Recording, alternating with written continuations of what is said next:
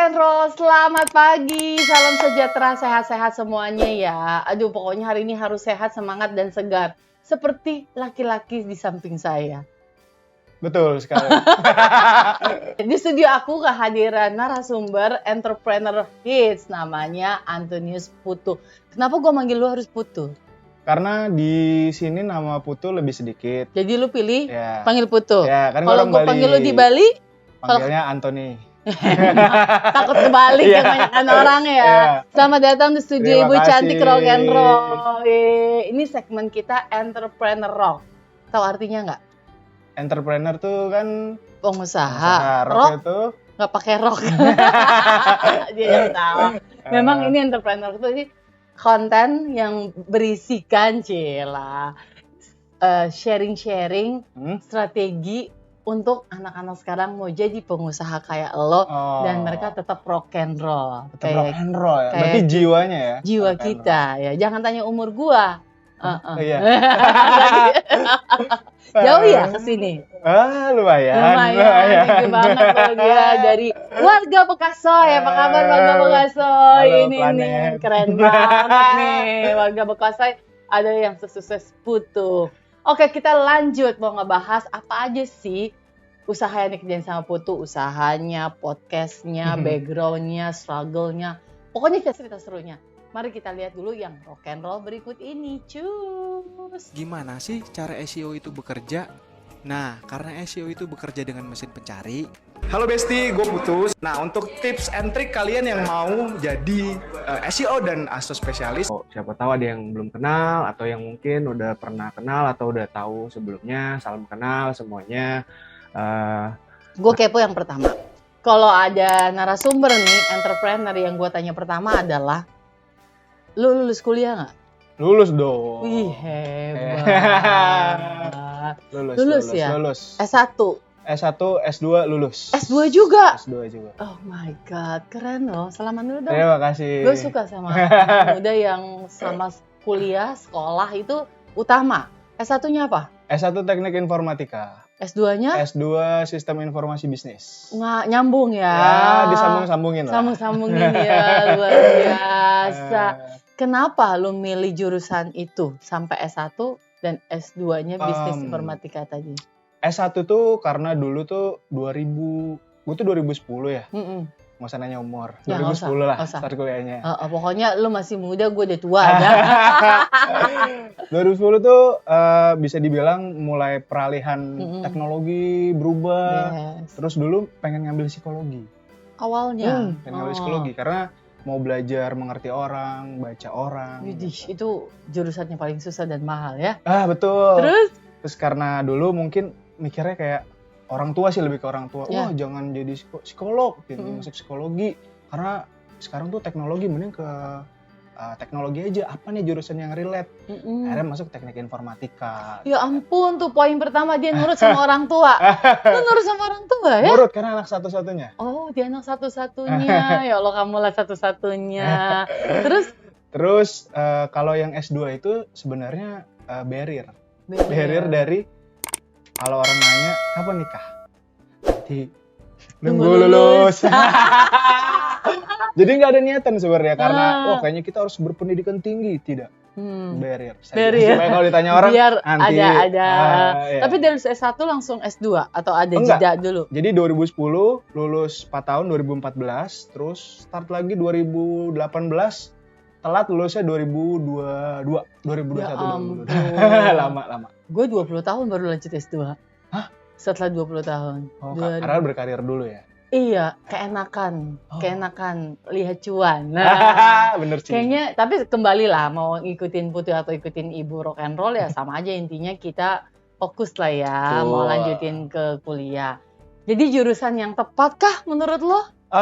Untuk sekarang mungkin iya, teknik informatika atau IT lah, apapun itu ya, mau sistem teknik, itu semua kayaknya lumayan kepake lah. Jurusan yang tepat dan kepake. Iya, betul kepake, cuma sayangnya banyak orang yang ngiranya tuh IT itu komputer, padahal sebenarnya di dalamnya tuh lumayan banyak elemen yang banyak orang nggak suka, kayak bikin algoritma, ngitung, ngoding, itu kan orang sebenarnya nggak suka, makanya banyak yang udah masuk keluar. Iya, tapi lu passionnya ada di situ. Enggak. Maksudnya gimana? Lu nggak ada passionnya, tapi lu oke-oke aja gitu. Karena ada beda orang yang suka emang, gue suka tuh di situ, gue passion gitu. Tapi kalau gue tuh ngerasa passion gak passion, ini tuh akan kita alami semua gitu. Mau nggak mau kita harus belajar kan. Nggak Oke. cuma teknik informatika atau IT aja ya. Semua yang kita tuh ngelihat kayaknya, sekarang lagi kayak misalnya sekarang digital trend. Kayak kita harus ngerti digital. Itu cara kerjanya gimana. Kayak gitu-gitu sih sebenarnya, Mbak. Oh, mungkin lu karena gini kali ya, laki-laki yang merasa bahwa logika aja ya, tetap lu harus kerja cari uang, Iya. ya kerjain lah Iya, gitu. betul. Oke. Terus ke entrepreneur. Ya. Udah S1, S2, nggak sempat kerja sama orang? Kerja sama orang, terus sekarang sebenarnya jalanin ini juga sih, kayak buka jasa, terus kita bikin punya tim buat ngerjain website. Oke. Tapi masih kerja for profesional juga, ngajar juga. Ngajar masih. juga, wow keren. Satu-satunya. Satu-satu, karena perjalanan terus satu-satu dulu nih. Kalau lulus terus lu sempat kerja di sebuah perusahaan apa yang bikin lu tambah mantep, gue bisa jadi pengusaha?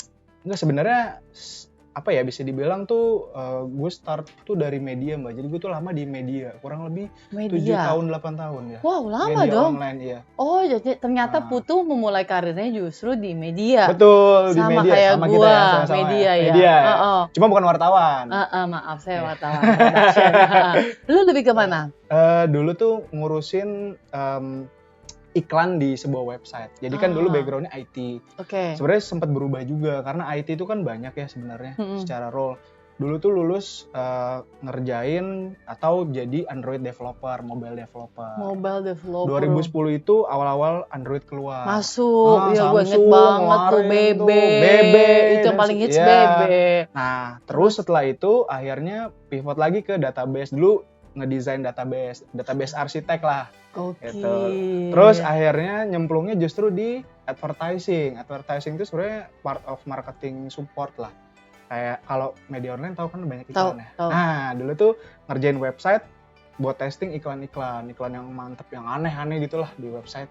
Aduh, jadi ini ponakan-ponakan gue nih, Zagi yang lagi belajar coding, belajar kayak digital, ini menjanjikan ya. Related ya. ngerjain. Lu ngerasa menuju jalan yang benar ya? Pada saat itu.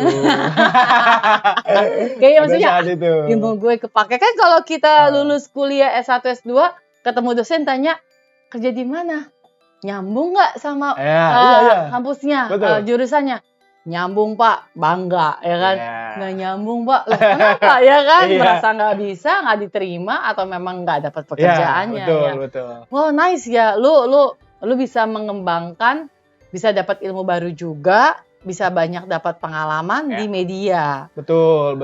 Akhirnya mentok karena ngerasa itu tuh adalah sebuah role yang kayaknya jenjang karirnya tuh lama. Sih, Ya, jenjang karirnya lama. Bukan anak owner ya.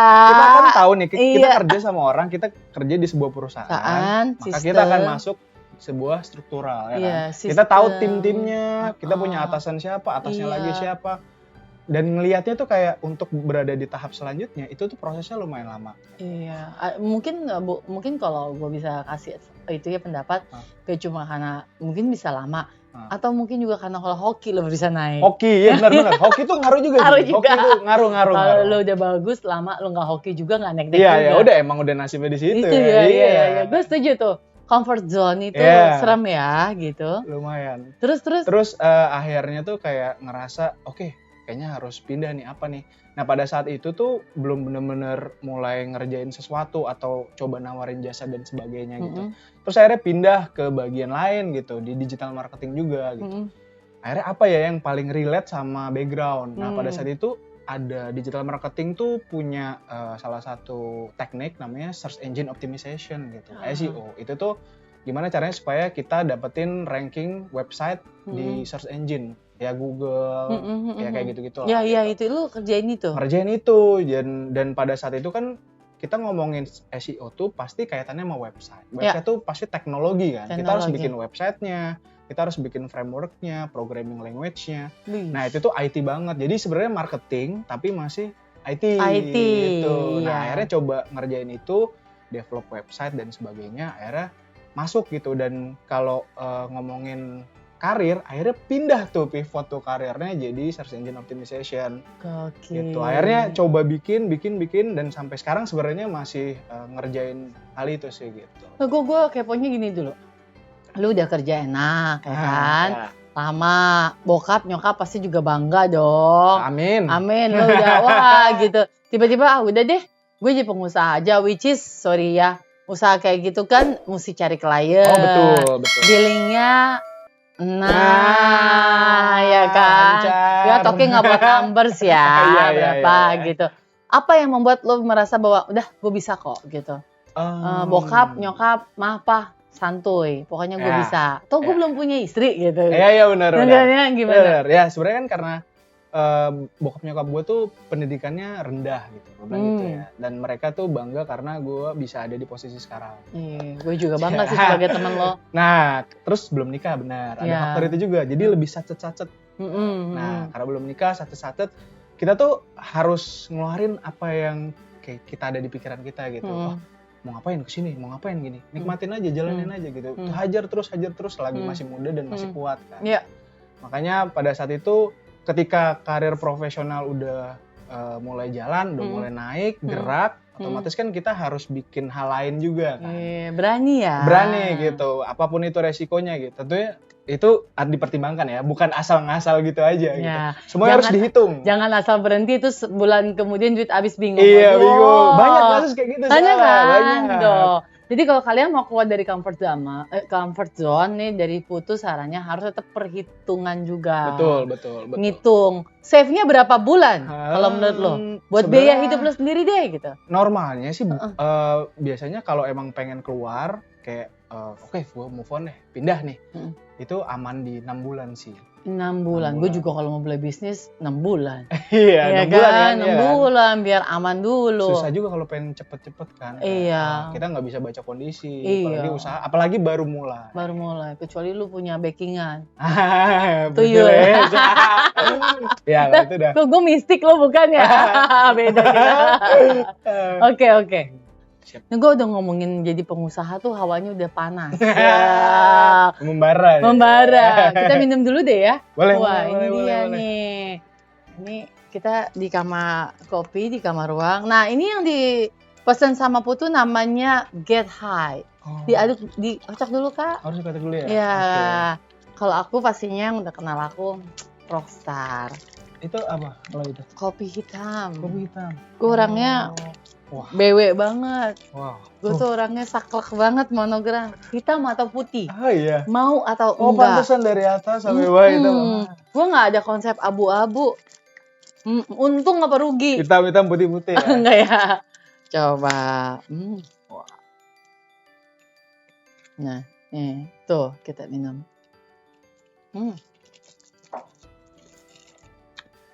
Enak gak? Enak. Teh, susu. Teh? Ada tehnya, Ada ada tehnya, susunya. ada susunya. Ada apa lagi gitu, gue gak tahu apa. Oh. Seger gak? Seger. Pas banget panas-panas. Pas banget Aduh. ya. Kayak muka gue seger gak walaupun udah tua. Itu nggak keselak. Lucu dia. Tuh kan ngomongin numbers enaknya ngomong pegang sambil minum. Betul. Gila. Gue kalau ngeliat lu ya, anak-anak muda sekarang, gue suka banget sama mereka yang di TikTok, YouTube, pengusaha, entrepreneur. Guys, lu udah memberikan nge-branding diri lu. Gue pengusaha, gue udah bangga banget. Maksudnya gue salut. Gila lu, zaman gue dulu, gue mesti bertahun-tahun untuk bilang, yaudah deh gue usaha gitu. Iya. Apa beda yang banget ya. beda banget sekarang mereka jiwanya tuh keren gitu. Sharing dong ke anak-anak nih yang ada nih Gen Z, Gen apalah itu ya, gue nggak memandang Gen Z, pokoknya semuanya mau jadi usaha. Nggak ada umur soalnya untuk mulai baru kan. Apa yang perlu mereka lakukan? Mengadop dari pengalaman lo. Sebenarnya bedanya zaman dulu sama sekarang ya. Kalau sekarang kan udah dibantu sama teknologi. Betul, ya Allah jualan gampang banget. Iya, itu tuh udah segampang itu sekarang sebenarnya. Sekarang tinggal kita mau gerak apa enggak. Kadang orang ada juga yang tipenya, oke kita udah punya plan, tapi nggak dieksekusi gitu, nggak mau jalan gitu. Rencana doang lo. Bahkan kadang-kadang kayak mereka suka cari pembenaran dengan bukan nggak semua ya, ini nggak mengeneralisasi, tapi mereka banyak yang kayak aduh nanti takut inilah, nanti takut itulah, nanti kesini ke situ gitu. Jadi banyak yang orang tuh nggak gerak gitu, jadi nggak tahu. Orang kan kalau nggak gerak kita nggak tahu kondisinya nanti akan gimana kan. Oke. Sedangkan sekarang itu dengan adanya teknologi kita udah bisa jadi apa aja, nggak hanya pengusaha, kita udah bisa jadi selebgram, influencer, podcaster, YouTuber, Ya semua bisa. ampun, Tinggal ya. pilih aja mau jadi yang mana kan. Heeh. Jadi emang balik lagi ke orang, ketika kita punya ide atau mau terjun apalagi usaha ya, apapun itu usahanya ya, mau digital, mau itu bentuk produk fisik. Sekarang dengan adanya teknologi itu segampang itu buat kalian jualan lah. Kalau kita ngomongin usaha kan pasti nggak jauh dari kata jualan ya kan. Harus pinter jualan. Gitu. Jadi kita bikin produknya, kita jual gitu dengan segala cara gitu tadi, tentunya dengan bantuan teknologi. Udah segampang itu sih, tinggal gerak aja sebenarnya. Tapi kalau kita bahas bisnis lo yang pertama, nih startup Jack. Ya. Kenapa lu bikin startup Jack? Sebenarnya Jack apa namanya? Transfast and Jack. Oke, jadi Jack and Transfast itu sebenarnya itu perusahaan fintech. Sebenarnya gue tuh part of si Jack. Tentunya itu sebenarnya part of career path gue juga gitu. Gue juga pernah bikin startup juga, cuma memang prosesnya tuh kalau di startup kan panjang ya. Kayak zaman sekarang tuh kita kalau ngomongin startup pasti orang tuh lihatnya kayak Gojek. Ya itu ya gue mau nanya ke situ. Iya kan? Investasinya kan luar biasa ya. Nah, jadi sebenarnya kalau kita ngomongin startup ya, perusahaan rintisan lah, itu stepnya panjang banget. Kalau misalnya di sini ada teman-teman yang juga mau bikin startup gitu, apalagi orang-orang zaman sekarang, wah kayak bikin startup keren gitu. Gampang kaya, gampang jadi miliarder gitu. 3 tahun lalu. Sekarang enggak ya? Sekarang kan kondisinya beda. Terus ya tahu sendirilah kondisinya sekarang di luaran startup tuh kondisinya lagi kayak gimana. Ya lagi drop. Iya 2-3 tahun terakhir lah. Terus apalagi pandemi juga gitu. Sebenarnya yang penting itu kalau di startup adalah kita tahu dulu value produknya. Jadi kalau kalian mau bikin startup harus cek dulu Iya, values-nya apa. kira-kira barang yang mau kita jual apa, kalau itu barang, kalau jasa yang mau kita jual apa. Terus yang paling penting adalah kita percaya bahwa produk ini tuh masuk ke market gitu. Makanya kita harus tahu, definisikan dulu market kita siapa. Oh jadi maksud lo harus menganalisa banget. Betul. Pentingnya menganalisa. Betul, penting banget. Research itu sangat-sangat penting di startup kalau teman-teman ada yang mau buat startup. Kenapa? Karena kalau kita buat startup itu pasti kita kan pengen menyelesaikan masalah. Iya. Ya kan? Sebagai solusi kan. Exactly. Kita buat produk pasti produknya itu harapannya dipakai orang supaya menyelesaikan permasalahan mereka. Oke. Apapun itu bentuknya. Ya kan? Nah dari situ kita harus tahu nih, oke, berarti market kita adalah yang si A misalnya, atau si B, si C. Siapa nih dari A sampai D, market kita yang mana? Setelah kita tahu, kita harus riset lagi, kira-kira produk kita itu bisa membantu dari sisi mana, dari sisi mereka, misalnya memotong step mereka lah ketika mau bikin usaha, memudahkannya itu seberapa banyak gitu. Karena biasanya kalau startup itu memang harus misinya memudahkan, membuat hidup lebih mudah, lebih gampang, gitu ya. Betul. Dan kalau di startup sebenarnya tuh ada step by stepnya gitu. Kalau kita ngomongin perusahaan rintisan, yang paling dicari pertama tuh kan sebenarnya pendanaan. Itu yang paling penting ya. Betul, pendanaan. Karena nggak bisa dibohongin bahwa ketika kita mau buat sebuah startup itu kita butuh modal untuk ya macam-macam lah, operasional. Tadi minimal 3 tahun lu bisa kuat dulu gitu ya. Betul, dan banyak juga kok orang-orang yang memang benar-benar startnya dari nol, dia bukan siapa-siapa. Tapi dia bisa jadi gitu. Nah itu tuh sebenarnya ada stepnya di startup, kayak mereka tuh bisa ikut kontes, lomba supaya dapat investor, pitching, kayak gitulah. Jadi investor juga bisa kita dapat ya kalau lu jadi startup bisa jualan ya. Betul. Jadi sebenarnya gimana caranya kita ngembangin si produk ini dengan ya tadi caranya macam-macam gitu. Nah itu juga paralel dengan pengembangan produknya. Gitu. Jadi biasanya pasti kita bikin plan dulu gitu ya.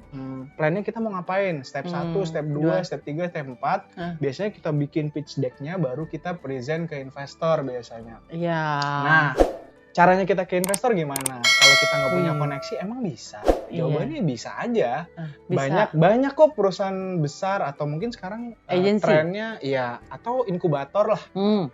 Jadi ada tuh inkubator. Sebutnya inkubator, Inkubator itu emang kerjanya nampung Nyari-nyari. orang-orang yang punya ide, terus pengen bikin startup gitu. Jadi sama si inkubator ini nanti dia akan dibantu proses developmentnya, proses pendanaan awal gitu kan, pendanaan dari startupnya. Tapi anak-anak sekarang nih, kalau udah punya ide, ketemu nyari inkubator suka pada takut, bro. Takut kenapa? Dicolong idenya. Oh iya. Itu yang kadang-kadang Iya. pengalaman aku ketemu beberapa teman, ini bagus banget konsep lu, Sar. Gede sih cari investor, cari inkubator. Tuh, aku takut dicolong, Kak. Aku mendingan nunggu teman-teman deket yang kenal deh. Yang ada nanti sama aku enggak, tapi ini dipakai. Menurut lu strateginya mesti gimana?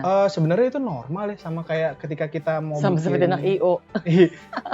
Gimana ya, kayak kita tuh bikin sesuatu terus kita pengen orang tahu kan, ya pasti orang akan lihat juga dong, Iya. ya kan? Itu udah lumrah. Tinggal eksekusinya sebenarnya, kita gerak aja dulu. Kalau produk kalian nih, percaya deh, produk kalian kalau dirasa bagus dan marketnya cocok, mau nanti ditiru itu nggak usah khawatir sebenarnya. Nah, balik lagi ke inkubator tadi, mereka tuh sebenarnya ngebantu kita mempercepat. Jadi kita tuh dikasih mentoring, ini produk kalian tuh harusnya gini, iya di market tuh begini, di luar tuh begini, produk ini tuh harusnya ke sini, arahnya ke sini, awalnya ke sini, nanti pengembangan produknya ke sini gitu. Terus inkubator juga biasanya mengkoneksikan para founder itulah itu ya, ketemu sama langsung sama investornya ya. gitu. Jadi si inkubator itu tidak mendanai secara langsung atau sendiri, tapi dia sebagai sebagai perusahaan atau orang atau person atau ya bisa dibilang organisasi yang menjembatani antara founder dan calon investornya gitu. Jadi gampang nggak nyari inkubator? Sekarang banyak di lokal juga ada perusahaan-perusahaan gede tuh, banyak yang bikin inkubator, banyak juga yang mereka kerjasama sama venture capital gitu. Nah, itu yang paling penting kan ketemu sama venture capital yang bisa support. Betul. Jadi kayak mungkin misalnya gini, oke, ada misalnya pitching day di bulan Desember misalnya, dikasih tahu di Januari, oke, kita punya waktu 10-11 bulan gitu. Buat prepare. Betul, buat prepare. Kalian harus prepare apa? Di mentoring terus tiap bulan, tiap quarter gitu kan, dikasih tahu, oke, progresnya apa? Karena kan harus dilihat progres juga kan. Kalian sudah kemana aja? Bisa nggak?